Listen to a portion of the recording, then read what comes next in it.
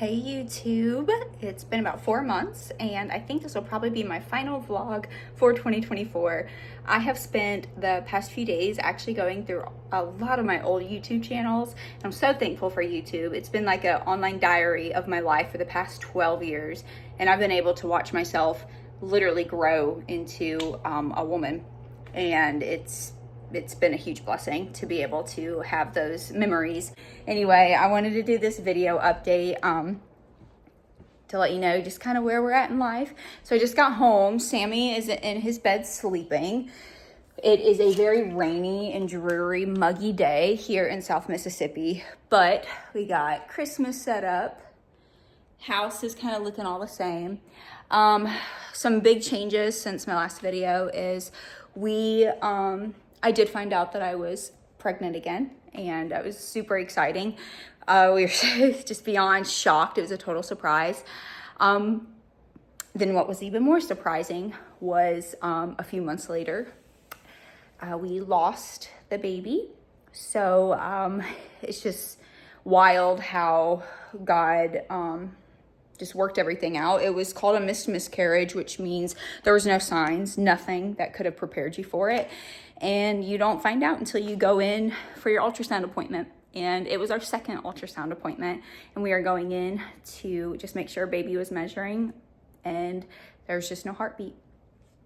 And so it's been a terrible past, I guess 3 weeks. So I had to cut that video because when I made that video, I went into it and I cut it out to put this video in. We had an early blood test done at home and it said it was a boy. And so we named the baby Silas Ray, Ray after my papa. And Silas was just, there's a lot of reasons why. And so for months now, we have mentally been thinking that the baby was a boy. And yesterday morning, I got a call from the doctor and the results came back for all the testing to figure out like why the baby passed, and everything was normal, so there was no explanation, but she was a girl. And I found out yesterday and been processing that, and it's amazing because I knew I was so sick and I felt so different from when I was pregnant with Sammy, and I just always felt this connection that that she was a girl. So we have decided to keep the name Silas because this next clip you're about to see, people have sent us gifts with that name. We also had like a personalized bunny with the embroidered ear that says Silas. And so in my head now, my Silas is just Siley, which I think is absolutely adorable, and a little Siley Ray. And yeah, so I wanted to put that in here. So that was shocking. Let's continue on with the video now that I have this shocking update. So I now consider myself a mom of two. I've got one earth side and one heaven side. And the outpouring of support that we've gotten from our friends and our church family has been amazing. So we've got this little area set up here. So my best friend Lauren sent me this. It's just got a picture of Jesus holding a baby, and it says, Silas Ray, you are bigger than the whole sky, which is a Taylor Swift song because we're both just huge Swifties. And then my good friend Jana got me this, and it's a little ultrasound. This was when he had passed. And then it's just got carried for a moment, love for a lifetime, Silas Ray Atkinson. And then yesterday we've got this, and it was so sweet. I thought we were just going to put it in Sam's room, and my husband, Rob, said, he's like, no, that's going in our bed. And Rob slept with this all night. And what it is my best friend, Stephanie, got Sam one when he was born, and it's a bunny that has the name embroidered into the ear. So Rob wanted to get one for Silas, and he sleeps with it now, which I think is just adorable. So yeah, it's been the worst thing I've ever experienced in my life. I've gone through divorce. I've gone through all types of religious trauma, and there's nothing. I've lost my papa since my last video update. My papa who raised me. Kenneth Ray, which is where Silas got his middle name. He passed away September 1st. So I had to go up to Ohio and help my grandma. There was no life insurance.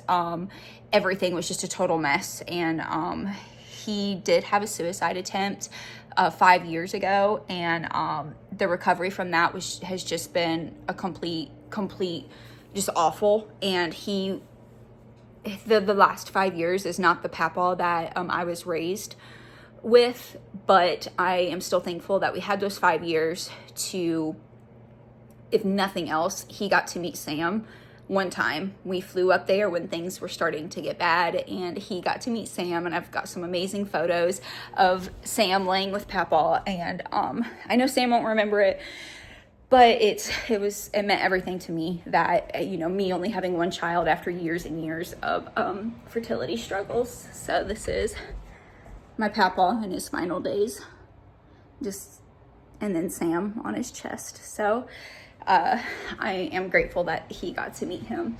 And he did pass away on the 1st. Here, Sammy's sleeping. And I was saying all that to say, the pain of losing a child, it doesn't even compare to anything I've ever experienced before. And the emotional just trauma of trying to get through that and what it does mentally, physically. I did have to go and have a D&C, which is where they have to go in and suction out the uterus, and the recovery was a nightmare, but we are working to get past it. We are trusting in God that we will conceive again when the time is right, hopefully, because we do know that we want another baby. Being parents is the absolute best thing that could have ever happened to us or to me. Being a mother, it's changed me deeply. And Silas, even though he was with me for a short time, his presence changed me in ways I can't even begin to describe. So that's been the crazy update.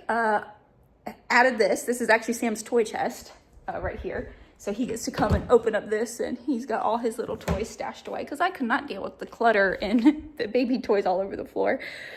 So I wanted to do this update.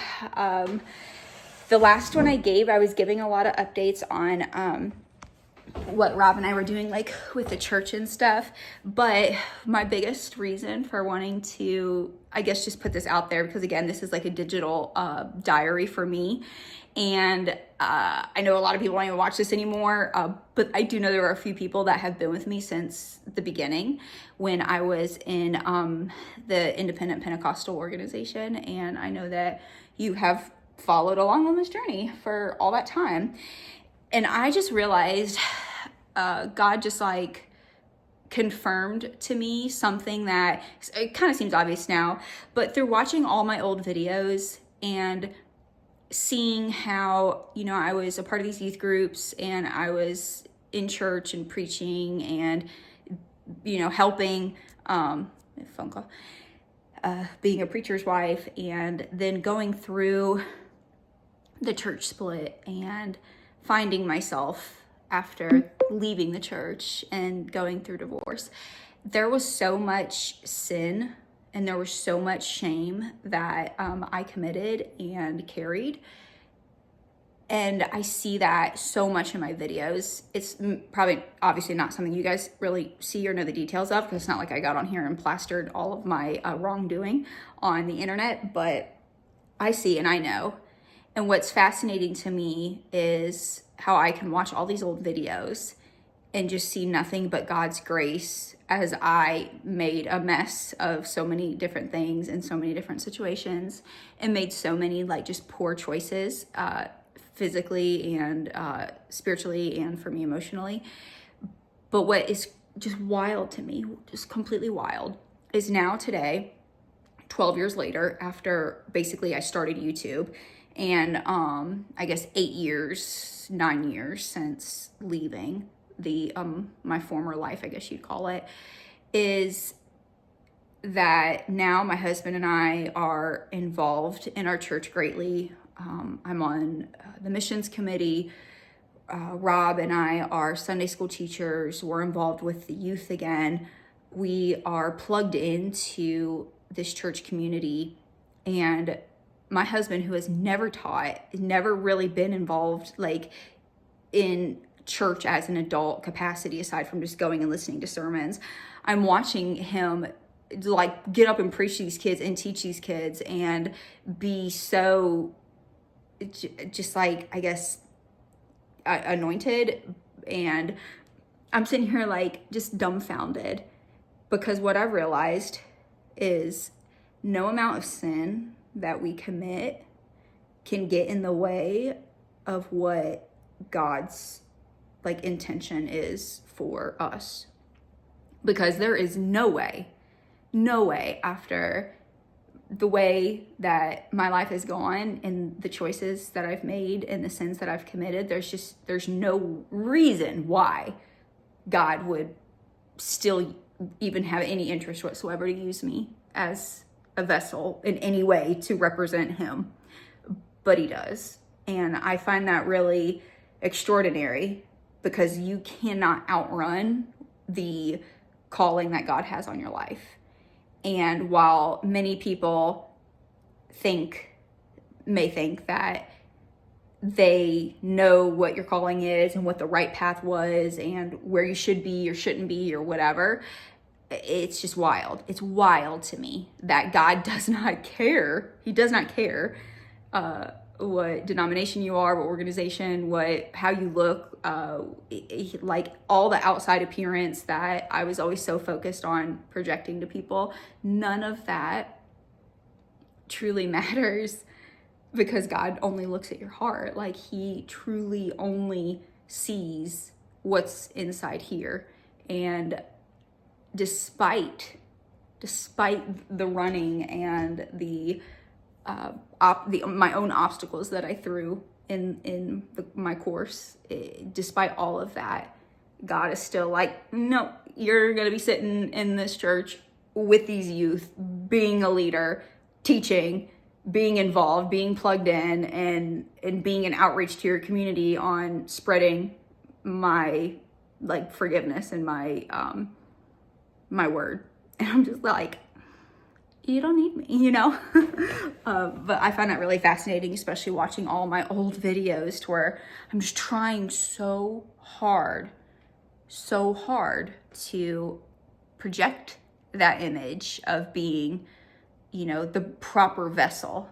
And it's literally in the mess of sin and the worst things I've ever done and all the shame and all the guilt that I've had to carry with me for years. It's literally through all of that God's like, okay, now you're going to take all that filth and all that stuff and everything that you've done, and you're going to have to talk about it and live with it and share it and show people how I still have my hand on you, which is insane to me. And that's why I wanted to make this video today. So I gave you a little update. But that was the main thing, is I always want to remember like this feeling. And I hope you all are doing well. And I think I'm going to end it here, but I might throw in a random clip of Sam when he wakes up, because he's gotten so big. And I also do want to be able to look back on this video and remember my boy babbling and talking and being this exact age that he is right now. So that's all. Sammy. Hi. Hi, big boy. You're playing games with Dada. He's watching Dada play. It's our favorite evening hobby. We heckle Daddy as he plays games.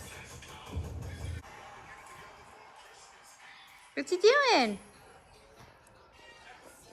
Hi, Sammy.